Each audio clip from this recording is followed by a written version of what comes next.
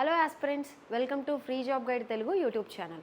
ఇవాళ వీడియోలో మనకి యూనియన్ బ్యాంక్ ఆఫ్ ఇండియా నుంచి ఒక కొత్త నోటిఫికేషన్ అనేది రావడం జరిగిందనమాట. ఆ నోటిఫికేషన్ సంబంధించినటువంటి పూర్తి వివరాలు మనం ఈ వీడియోలో తెలుసుకుందాం. ఇక్కడ చూసినట్లయితే ఈ రిక్రూట్మెంట్ అనేది మనకి యూనియన్ బ్యాంక్ ఆఫ్ ఇండియా నుంచి రావడం జరిగింది. ఈ వీడియోలో భాగంగా ఈ బ్యాంక్ నుంచి వచ్చినటువంటి ఏ పోస్టులకి అంటే డెసిగ్నేషన్కి సంబంధించి ఏ పోస్టులకు సంబంధించి ఈ నోటిఫికేషన్ అనేది రిలీజ్ చేశారు, అదేవిధంగా ఎన్ని నెంబర్ ఆఫ్ వేకెన్సీస్ అనేవి ఉన్నాయి, దీని తర్వాత ఇంపార్టెంట్ డేట్స్ అనేవి ఏ విధంగా ఉన్నాయి, ఈ ఉద్యోగాలకు సంబంధించినటువంటి శాలరీ అనేది ఏ విధంగా ఉంటుంది, ఈ ఉద్యోగాలకి కావాల్సినటువంటి ఎలిజిబిలిటీ క్రైటీరియా ఏంటి, దీని తర్వాత ఈ ఉద్యోగాలకి సంబంధించినటువంటి స్కీమ్ ఆఫ్ ద ఎగ్జామినేషన్ అనేది ఏ విధంగా ఉంటుందనేటువంటి అంశాలపైన మనం ఈ వీడియోలో తెలుసుకుందాం. ఇక్కడ చూసినట్లయితే మనకి ఈ నోటిఫికేషన్ అనేది అసిస్టెంట్ మేనేజర్కి సంబంధించి నోటిఫికేషన్ అనేది రిలీజ్ చేశారు. ఏ డిపార్ట్మెంట్లో అంటే క్రెడిట్ డిపార్ట్మెంట్, అదేవిధంగా ఇన్ఫర్మేషన్ టెక్నాలజీ డిపార్ట్మెంట్కి సంబంధించినటువంటి విభాగాల్లో ఈ పోస్టులు అనేవి భర్తీ చేస్తారు. వీరి యొక్క పే స్కేల్ అనేది మనకి బేసిక్ పే వచ్చేసరికి 48,480 రూపాయలు అనేది ఉంటుంది. టోటల్గా కలిపేసి 85,920 రూపాయలు అనేది వీరి యొక్క పే స్కేల్ అనేది ఉంటుందన్నమాట. ఎవరికి? క్రెడిట్ ఆఫీసర్కి, క్రెడిట్ అసిస్టెంట్ మేనేజర్కి. ఐటీ అసిస్టెంట్ మేనేజర్కి సంబంధించి వీరికి కూడాను బేసిక్ పే 48,480 రూపాయలు ఉంటుంది. టోటల్గా వచ్చేసరికి 85,920 రూపాయలు అనేది వీరి యొక్క శాలరీ పర్ మంత్ అనేది ఉంటుందన్నమాట. సో ఇది అసిస్టెంట్ మేనేజర్కి సంబంధించినటువంటి పే స్కేల్ అనేది ఈ విధంగా ఉంటుంది. టోటల్గా అసిస్టెంట్ మేనేజర్ క్రెడిట్ విభాగానికి సంబంధించి 250 పోస్టులు అనేవి ఉన్నాయి. అదేవిధంగా అసిస్టెంట్ మేనేజర్ ఇన్ఫర్మేషన్ టెక్నాలజీకి సంబంధించి 250 పోస్టులు, టోటల్గా 500 పోస్టులకు కాను ఈ నోటిఫికేషన్ అనేది రిలీజ్ చేశారనమాట. సో దీని తర్వాత ఇక్కడ మనకి ఈ రిజర్వేషన్ అనేది అంటే కేటగిరీ వైజ్గా కూడాను ఎన్ని నెంబర్ ఆఫ్ వేకెన్సీస్ అనేవి ఉన్నాయి అనేది క్లియర్గా మెన్షన్ చేశారు. ఇక్కడ ఎస్సీకి సంబంధించి అసిస్టెంట్ మేనేజర్ క్రెడిట్కి, అదేవిధంగా ఐటీకి సంబంధించి 37 పోస్టులు అనేవి ఉన్నాయి. ఎస్టీలకి 18 పోస్టులు, ఓబీసీలకి 67, ఈడబ్ల్యూఎస్కి 25, అన్రిజర్వ్డ్కి 103 పోస్టులు, టోటల్గా 250 పోస్టులు అనేవి ఉన్నాయన్నమాట. ఏది? అసిస్టెంట్ మేనేజర్ క్రెడిట్ విభాగంలో. దీని తర్వాత అసిస్టెంట్ మేనేజర్ ఇన్ఫర్మేషన్ టెక్నాలజీకి సంబంధించి కూడా 250 పోస్టులు ఉన్నాయి. టోటల్గా 500 పోస్టులు అనేవి ఉన్నాయన్నమాట. సో విచ్ ఫర్ పీడబ్ల్యూడీస్కి కూడా ఇక్కడ క్లియర్గా మెన్షన్ చేశారు. విఐస్కి 2 పోస్టులు ఉన్నాయి క్రెడిట్లోను, ఐటీలోను. అదేవిధంగా హెచ్ఐకి కూడాను 3 పోస్టులు అనేవి ఉన్నాయి. ఓసీకి సంబంధించి 3 పోస్టులు, ఎంఓడికి సంబంధించి 2 పోస్టులు అనేవి ఇక్కడ క్లియర్గా పీడబ్ల్యూడీస్ ఎవరైతే ఉన్నారో వాళ్ళకు కూడా క్లియర్గా మెన్షన్ చేశారు. కేటగిరీ వైజ్గా ఎన్ని వేకెన్సీస్ అనేవి ఉన్నాయి అనేది క్లియర్గా మెన్షన్ చేశారనమాట. దీని తర్వాత షెడ్యూల్ ఆఫ్ ఈవెంట్స్. సో దీనికి సంబంధించినటువంటి ఆన్లైన్ ఫీ కానీ దీనికి సంబంధించినటువంటి ఆన్లైన్ అప్లికేషన్ డేట్స్ అనేవి కూడాను మనకి ఇక్కడ మెన్షన్ చేశారు. ఎప్పుడంటే ఇది April 30th అనేది మనకి స్టార్ట్ అవుతుంది. అదేవిధంగా ఆన్లైన్ అప్లికేషన్ క్లోజ్ వచ్చేసరికి 20 May తోటి క్లోజ్ అయిపోతుంది అనమాట. సో ఈ 2 డేట్స్ చాలా ఇంపార్టెంట్. సో ఇవి బాగా గుర్తుపెట్టుకోండి. ఫీజు కానీ అదేవిధంగా లాస్ట్ డేట్ ఫీ కట్టాల్సిన దానికి కూడా ఇక్కడ మెన్షన్ చేశారు. 30th April స్టార్ట్ అవుతుంది. అదేవిధంగా May 20th తోటి ఈ అప్లికేషన్ డేట్ అనేది క్లోజ్ అయిపోతుంది అనమాట. దీని తర్వాత ఇక్కడ ఏజ్ రిలాక్సేషన్, ఎడ్యుకేషన్ క్వాలిఫికేషన్స్ కూడాను క్లియర్గా నోటిఫికేషన్లో మెన్షన్ చేశారు.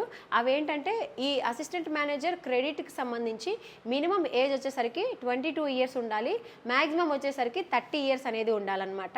ఈ ఉద్యోగానికి కావాల్సినటువంటి ఎడ్యుకేషన్ క్వాలిఫికేషన్ ఏంటంటే graduate in any discipline from a university or institution recognised by the government of India అనేది ఇచ్చారు. లేదంటే సిఏ చేసి ఉండాలి, సిఎంఏ చేసి ఉండాలి, లేదంటే ఐసీడబ్ల్యూఏ ఆర్ సిఎస్ అనేది కంప్లీట్ చేసి ఉండాలి. దీంతో పాటు ఇది లేదంటే ఎనీ డిగ్రీ, లేదంటే సిఏ, సిఎంఏ ఆర్ సిఎస్ అనేది కంప్లీట్ చేసి ఉండాలి. లేదంటే full time regular MBA or MMS, PGDM, PGDBM specialization in finance with minimum 60% of marks in aggregate from a university. So ఇదన్నా ఉండాలి, లేదంటే ఇదన్నా ఉండాలి, లేదంటే ఎంబీఏ చేసి ఉండాలి ఆర్ ఎంఎంఎస్, లేదంటే PGDM, PGDBM with specialization of finance with a minimum of 60% marks అనేది ఈ డిగ్రీస్లో మనం కలిగి ఉండాలన్నమాట. సో ఇంకా మనకి ఎవరైతే SC, ST, OBC, PWD candidates ఉంటారో వాళ్ళకి 55% అనేది మార్క్స్ వస్తే చాలు డిగ్రీలో. సో ఇక్కడ ఏంటంటే మనకి వర్క్ ఎక్స్పీరియన్స్ అనేది కూడా మెన్షన్ చేశారు నోటిఫికేషన్లో. ఎవరైతే అంటే ఈ ఉద్యోగాలకి డిజైరబుల్ క్యాండిడేట్స్ ఎవరంటే post qualification working experience in PSBs or బిఎఫ్ఎస్ఐలో ఎవరైతే వర్క్ చేసి ఉంటారో వాళ్ళని వర్క్ కంపల్సరీ అని కాదు, వాళ్ళు మోస్ట్ డిజైరబుల్ అని చెప్పేసి ఇక్కడ నోటిఫికేషన్లో మెన్షన్ చేశారనమాట. సో ఇది కూడా ఒకసారి చూడండి. ఎవరైతే ఎక్స్పీరియన్స్ ఇన్ పిఎస్బీస్లో వర్క్ చేసి ఉంటారో ఆర్ బిఎస్ఎఫ్ఐలో వర్క్ చేసి ఉంటారో బిఎఫ్ఎస్ఐలో వర్క్ చేసి ఉంటారో వాళ్ళందరికీ కూడాను ఈ ఉంటే వాళ్ళు డిజైరబుల్ క్యాండిడేట్స్ అనమాట. దీని తర్వాత అసిస్టెంట్ మేనేజర్ ఐటీ డిపార్ట్మెంట్కి సంబంధించి ఏజ్ కూడాను మినిమం 22 ఉండాలి, మ్యాక్సిమం వచ్చేసరికి 30 years అనేది ఉండాలి.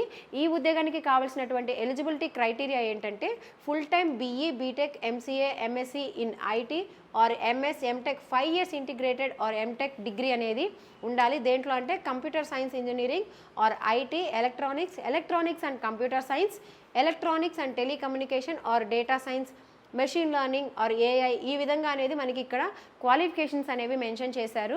సో డిజైరబుల్ సర్టిఫికేషన్స్ అనేవి కూడాను క్లియర్గా మెన్షన్ చేశారు. అవేంటంటే cloud certificate administrator, AWS, Azure, GCP.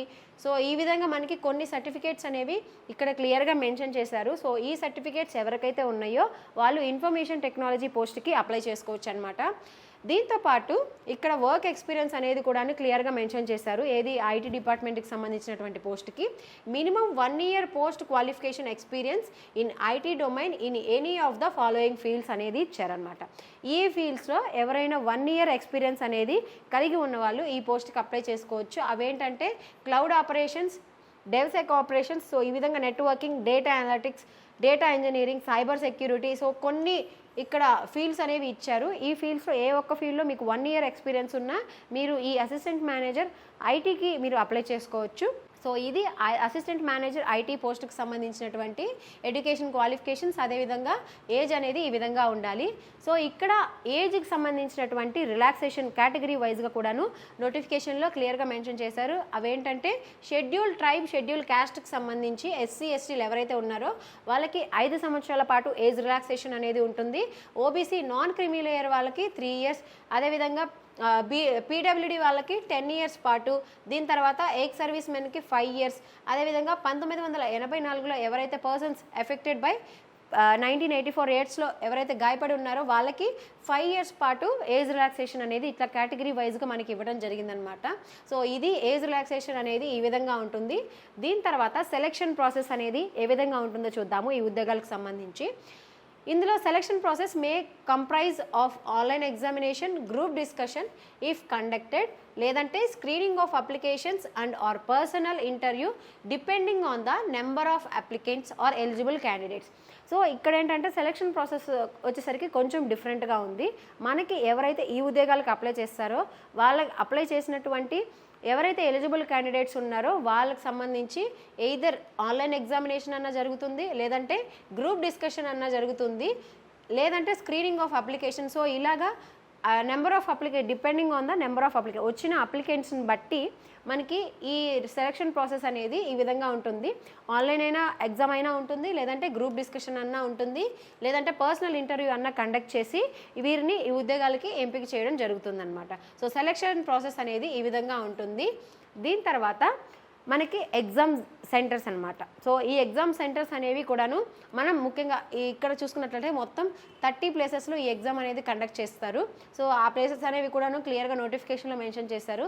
ముఖ్యంగా తెలుగు స్టేట్స్లో చూసుకున్నట్లయితే ఆంధ్రప్రదేశ్కి సంబంధించి అమరావతి, విజయవాడ, గుంటూరు, విశాఖపట్నం, తిరుపతి ఈ ప్రదేశాల్లో మనకి ఈ ఆన్లైన్ ఎగ్జామ్ అనేది కండక్ట్ చేస్తారు. అదేవిధంగా తెలంగాణకు సంబంధించి తెలంగాణలో చూసుకున్నట్లయితే హైదరాబాద్, వరంగల్లో మనకి ఈ ఆన్లైన్ ఎగ్జామ్ అనేది కండక్ట్ చేస్తారు. ఆన్లైన్ ఎగ్జామ్ కానీ, లేదంటే ఇందాక మనం చెప్పుకున్నాం కదా పర్సనల్ ఇంటర్వ్యూ అన్న ఉండొచ్చు, లేదంటే గ్రూప్ డిస్కషన్స్ అన్నా జరగచ్చు. సో ఇక్కడ మన తెలుగు స్టేట్స్కి సంబంధించినటువంటి ప్లేసెస్ నేను చెప్పాను. మిగతా ఎవరైతే ఉన్నారో వారి యొక్క ప్లేసులు అనేవి కూడా ఇక్కడ క్లియర్గా మెన్షన్ చేశారు. సో అవన్నీ కూడా మనం ఇక్కడ చూడొచ్చు.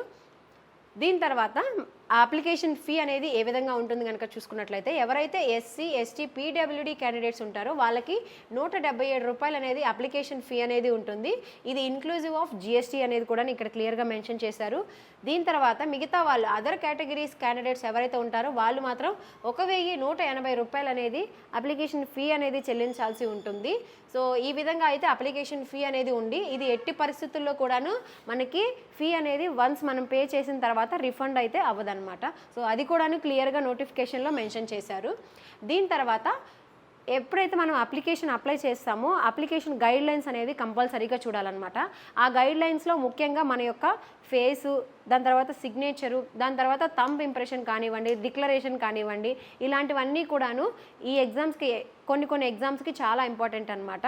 సో మేజర్గా అయితే ఫోటో సిగ్నేచర్ అనేది మిగతా ఎగ్జామ్స్కి బాగా ప్రయారిటీ ఇవ్వాలి. సో కొన్ని ఏంటంటే కొన్ని నోటిఫికేషన్స్లో ఫోటోగ్రాఫ్, సిగ్నేచర్, థంబ్ ఇంప్రెషన్, దాని తర్వాత డిక్లరేషన్ అనేది మనం క్లియర్గా అప్లోడ్ చేయాల్సి ఉంటుందన్నమాట. సో అవి ఎంత సైజెస్లో అప్లోడ్ చేయాలనేది మనకి నోటిఫికేషన్లో క్లియర్గా మెన్షన్ చేశారు.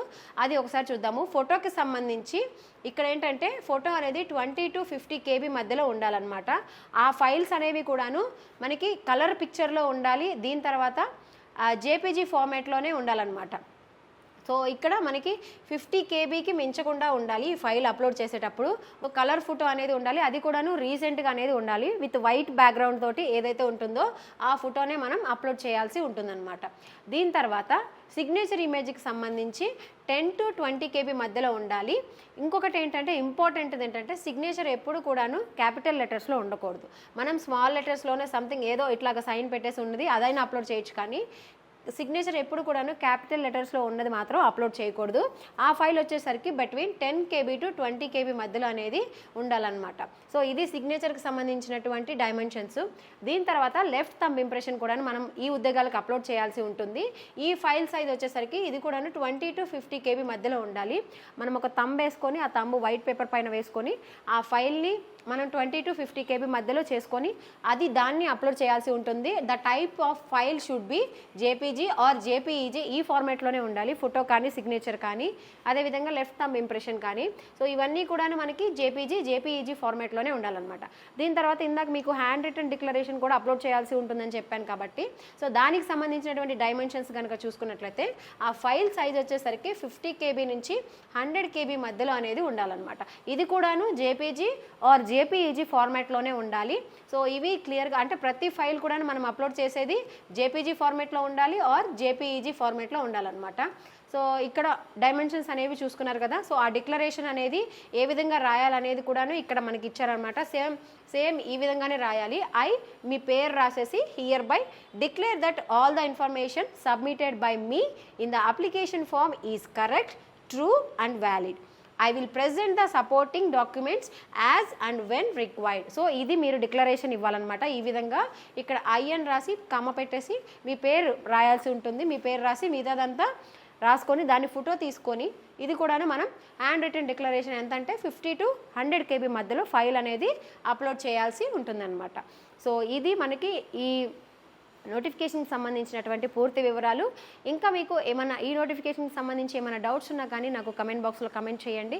ఇంకా మీకు ఏమైనా కోర్సెస్ కావాలన్నా, సేమ్ ఏదైనా టెస్ట్ సిరీస్ కావాలన్నా, మీకు ఏమైనా డౌట్స్ ఉన్నా కానీ మీరు నాకు కమెంట్ బాక్స్లో కమెంట్ చేయొచ్చు. నేను మీకు వెంటనే రిప్లై ఇస్తాను. ఈ నోటిఫికేషన్కి సంబంధించి ఇవి పూర్తి వివరాలు. ఇలాంటి అప్డేట్స్ అన్నీ కూడా నేను మీకు ఎప్పటికప్పుడు టెలిగ్రామ్లో పోస్ట్ చేస్తూ ఉంటాను. ఎవరైతే టెలిగ్రామ్లో జాయిన్ అవ్వలేదో ఆ టెలిగ్రామ్ లింక్ అనేది కూడా నేను మీకు కింద డిస్క్రిప్షన్లో మెన్షన్ చేస్తాను. మీరు టెలిగ్రామ్ ఛానల్లో జాయిన్ అవ్వచ్చు. సో ఇలాంటి మరిన్ని జాబ్ అప్డేట్స్ కోసం please follow our free job guide Telugu YouTube channel. Thank you.